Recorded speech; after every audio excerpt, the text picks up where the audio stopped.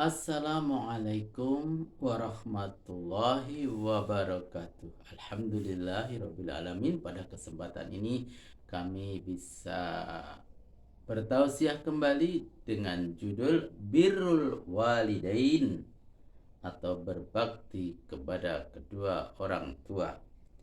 Innal hamdalillahi nahmaduhu wa nasta'inuhu wa nastaghfiruh wa na'udzu billahi min syururi anfusina wa min sayyiati a'malina. May yahdillahu fala mudhillalah wa may yudlil falan tajid lahu waliyyan mursyida. Asyhadu an la ilaha illallah wahdahu la syarikalah wa asyhadu anna Muhammadan abduhu wa rasuluh wa habibuhu wa khaliluh ballaghar risalata wa addal amanata wa nasoha li hadhil ummah wa jahada fi sabilillah hakun jihadih. Allahumma salli wa sallim wa barik ala nabiyyina Muhammad ibn Abdillah wa ala alihi wa ashabihi wa man iftada hudah amma ba'du. Wa ya ibadallah usikum wa iyaya bitaqwallah. Faqad fazal muttaqun, faqad fazal mu'minun al muttaqun. Khaitsu qala azza man qail ya ayyuhallazina amanu taqullaha haqqa tuqatih wa la tamutunna illa wa antum muslimun. Sahabatku semuanya dimanapun berada yang sama-sama dirahmati Allah, segala puji dan puja syukur kita haturkan atas kehadirat Allah Subhanahu wa Ta'ala yang telah memberi kita hidayah, nikmat iman dan nikmat Islam, serta juga memberi kita nikmat kesehatan sehingga kita dapat melaksanakan perintah-perintah Allah dan menjauhi segala larangan-larangan Allah. Salawat dan salam bagi penghulu para rasul kekasih dan penyejuk hati kami Muhammad sallallahu alaihi wasallam, juga kepada keluarga dan para sahabat-sahabatnya serta pengikutnya hingga akhir zaman. Sahabatku semuanya dimanapun berada, Allah berfirman dalam Al-Quran surat Al-Isra ayat 23 sampai 24.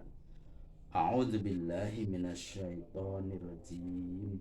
Wa qada rabbuka alla ta'budu illa iyyah wa bil walidaini ihsana imma yablughanna 'indakal kibara ahaduhuma aw kilahuma wala taqul lahumā uffin wala tanharhumā wa qul lahumā qawlan karīmā wakhfid lahuma janaha dzulli minar rahmati wa qur rabbirhamhuma kama rabbayani shaghira.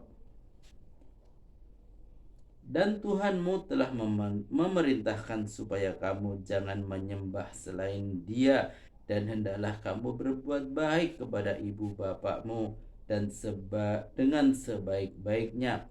Jika salah seorang di antara keduanya atau kedua-duanya sampai berumur lanjut dalam pemeliharaanmu, maka sekali-kali janganlah kamu mengatakan kepada keduanya perkataan dan janganlah kamu membentak mereka, dan ucapkanlah kepada mereka perkataan yang mulia dan rendahkanlah dirimu terhadap mereka berdua dengan penuh kesayangan, dan ucapkanlah, wahai Tuhanku, kasihanilah mereka keduanya sebagaimana mereka kedua telah mendidik aku waktu kecil. Yang dimaksud dengan berbuat baik kepada ibu bapakmu dengan sebaik-baiknya adalah berbakti, mengasihi dan lemah lembut kepada keduanya. Adapun yang dimaksud membentak mereka adalah berbicara kasar di kala keduanya memasuki usia senja. Seharusnya kita berhikmat kepada keduanya sebagaimana mereka telah mengurus kita sewaktu kecil. Bagaimanapun mereka tetap lebih baik, tidak mungkin bisa sama. Keduanya telah menanggung derita karena kita demi mengharapkan kehidupan kita. Sedangkan kita, jikapun menanggung derita karena keduanya, kita mengharapkan kematiannya, mana mungkin bisa sama. Allah Subhanahu wa ta'ala memerintahkan kita sebagai manusia setelah beribadah kepadanya saja adalah berbuat baik kepada kedua orang tua. Allah Subhanahu wa ta'ala menjelaskan bahwa pentingnya kewajiban berbakti kepada kedua orang tua dengan menggambarkan betapa besarnya pengorbanan dan jasa orang tua, terutama ibu, kepada anaknya. Sampai Nabi Shallallahu Alaihi Wasallam ketika ditanya siapa yang lebih dulu diutamakan antara bapak dan ibu, Nabi menjawab ibu hingga 3 kali, barulah bapak, sebagaimana yang dikemukakan dalam sebuah hadis an Abi Hurairah radhiyallahu anhu qol ja'a rajulun ila Rasulillah sallallahu alaihi wasallam wa qala ya Rasulullah man ahaqqun nasi bi husni sahabati qala ummuka qala summa man qala ummuka qala summa man qala ummuka qala summa man qala abuka. Dan dari Abi Hurairah radhiyallahu anhu, beliau berkata, seseorang datang kepada Rasulullah sallallahu alaihi wasallam dan berkata, wahai Rasulullah, kepada siapakah aku harus berbakti pertama kali? Nabi sallallahu alaihi wasallam menjawab, ibumu. Dan orang tersebut kembali bertanya, kemudian siapa lagi? Nabi sallallahu alaihi wasallam menjawab, ibumu. Orang tersebut bertanya kembali, kemudian siapa lagi? Beliau menjawab, ibumu. Orang tersebut bertanya kembali, kemudian siapa lagi? Nabi Shallallahu Alaihi Wasallam menjawab, kemudian ayahmu. Hadis riwayat Bukhari dan Muslim.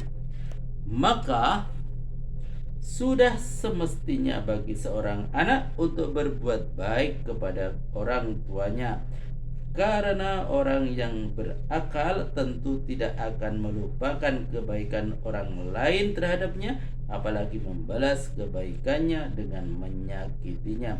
Maka apabila layak bagi seorang anak untuk melupakan kebaikan orang tuanya sehingga tidak berbuat baik kepadanya, begitu pula tentu lebih tidak pantas lagi bagi seorang anak untuk menyakiti orang tuanya yang telah terus-menerus berbuat baik kepadanya dengan mengeluarkan pengorbanan yang sangat besar, bahkan hingga mempertaruhkan nyawanya.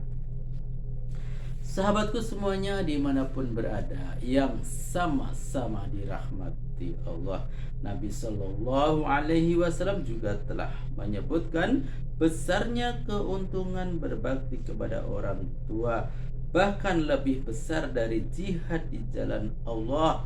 Hal ini sebagaimana disebutkan dalam As-Sahibaini dan sahabat Abdullah ibnu Mas'ud radhiyallahu anhu, beliau berkata, sa'altun Nabi sallallahu alaihi wasallam ayyul amali ahabba ila Allah, qala as-salat ala waqtiha, as-salatu ala waqtiha, qala summa ayyun, qala summa birrul walidain, qala summa ayyun, qala jihadun fi sabilillah. Aku bertanya kepada Nabi Shallallahu Alaihi Wasallam, amalan apakah yang paling dicintai Allah Subhanahu Wa Taala? Beliau menjawab, sholat pada waktunya. Aku berkata, kemudian apa? Nabi Shallallahu Alaihi Wasallam menjawab, berbakti kepada kedua orang tua. Aku berkata, kemudian siapa? Beliau Shallallahu Alaihi Wasallam menjawab, kemudahan. Kemudian jihad di jalan Allah. Hadis riwayat Al-Bukhari dan Muslim. Dalam hadis ini posisi birrul walidain berada antara perintah melaksanakan sholat dan jihad fi sabilillah, dikarenakan birrul walidain sudah adalah rasa syukur kita kepada Allah dan rasa terima kasih kita kepada kedua orang tua kita atas semua yang telah diberikan. Bahkan di dalam riwayat disebutkan ada seorang laki-laki datang kepada Nabi meminta untuk berjihad bersamanya. Nabi bertanya, apakah kedua orang tuamu masih hidup? Laki-laki itu menjawab, ya. Nabi bersabda, maka berjihadlah dengan berbakti kepada kedua orang tua. Demikianlah betapa Allah telah mengutamakan birrul walidain dan berbakti kepada orang tua dibandingkan jihad ketika hukumnya fardu kifayah. Allah Subhanahu wa ta'ala akan mengazab seseorang jika orang yang durhaka kepada orang tuanya, sebagaimana disebutkan di dalam hadis bahwa durhaka masuk kategori dosa-dosa besar. Alla akhbirkum bi akbaril kabair al isyraku billahi wa uququl walidain. Maukah kamu sekalian aku kabarkan tentang dosa-dosa besar yang paling besar, yaitu mempersekutukan Allah dan mendurhakai orang tua. Hadis riwayat Bukhari dan Muslim. Sahabatku semuanya dimanapun berada yang sama-sama dirahmati Allah, ada sebuah kisah teladan dari seorang salaf tentang masalah birrul walidain. Sebuah daerah di Yaman tinggallah seorang pemuda bernama Wais Al-Qarni yang berpenyakit sopak. Karena penyakit itu tubuhnya menjadi belang-belang. Walaupun cacat, tapi ia adalah pemuda yang soleh dan sangat berbakti kepada ibunya, seorang perempuan wanita tua yang lumpuh. Wais senantiasa merawat dan memenuhi semua permintaan ibunya. Hanya satu permintaan yang sulit dikabulkan.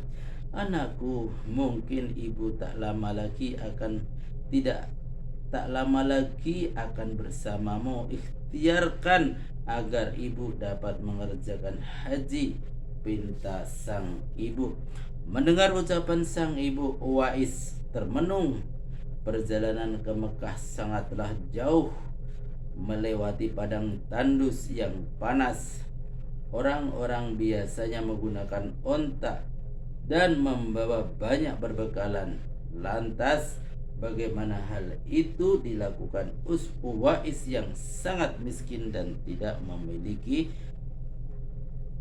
kendaraan? Wais terus berpikir mencari jalan keluar. Kemudian dibelilah seekor anak lembu. Kira-kira untuk apa anak lembu ini? Tidak mungkin pergi haji naik lembu. Wais membuatnya kandang di puncak bukit. Setiap pagi ia bolak-balik menggendong anak lembu itu naik turun bukit. Wais gila, kata orang-orang yang melihat tingkah laku Wais. Ya, banyak orang yang menganggap aneh apa yang dilakukannya tersebut. Tak pernah ada orang yang melewatkan ia menggendong lembu naik turun bukit. Makin hari anak lembu makin besar dan makin besar pula tenaga yang diperlukan Wais. Tetapi karena latihan tiap hari, anak lembu yang membesar itu tak terasa lagi. Setelah 8 bulan berlalu, sampailah pada musim haji. Lembu Wais telah mencapai 100 kg. Begitu juga otot Uwais yang makin kuat. Ia menjadi bertenaga untuk mengangkat barang. Tahukah sekarang orang-orang apa maksud Uwais menggendong lembu setiap pagi? Ternyata ia sedang latihan untuk menggendong ibunya. Uwais menggendong ibunya berjalan kaki dari Yaman ke Makkah. Subhanallah, alangkah besar cinta Uwais pada ibunya itu. Ia rela menempuh perjalanan jauh dan sulit demi memenuhi keinginan ibunya. Uwais berjalan tegap menggendong ibunya wukuf di Ka'bah.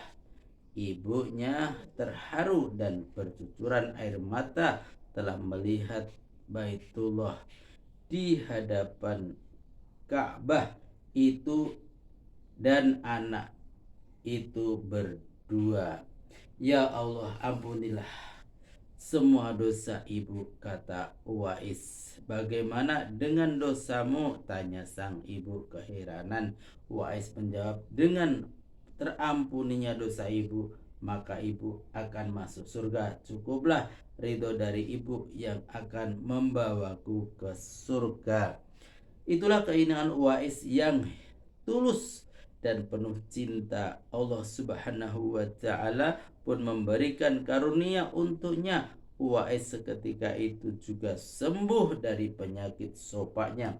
Hanya tertinggal bulatan putih di tengkoknya. Tahukah kalian apa hikmah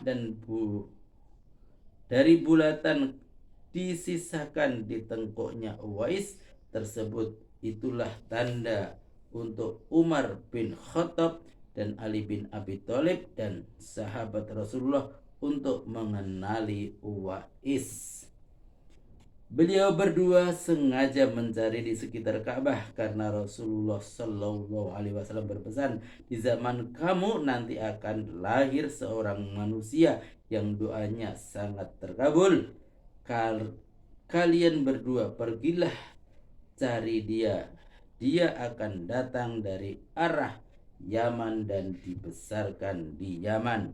Sesungguhnya Allah mengharamkan atas kamu durhaka pada ibu dan menolak kewajiban dan senantiasa dan meminta yang bukan haknya dan membunuh anak hidup-hidup dan Allah membenci kepadamu banyak bicara dan banyak bertanya. Demikian pula memboroskan harta, menghampurkan kekayaan. Hadis riwayat Bukhari dan Muslim. Alhamdulillahirrabbilalamin, telah kami bacakan atau telah kami sampaikan tausiah yang berjudul Birrul Walidain atau berbakti kepada kedua orang tua. Semoga video ini bermanfaat dan sampai jumpa pada video berikutnya. Billahi taufik wal hidayah. Wassalamualaikum warahmatullahi wabarakatuh.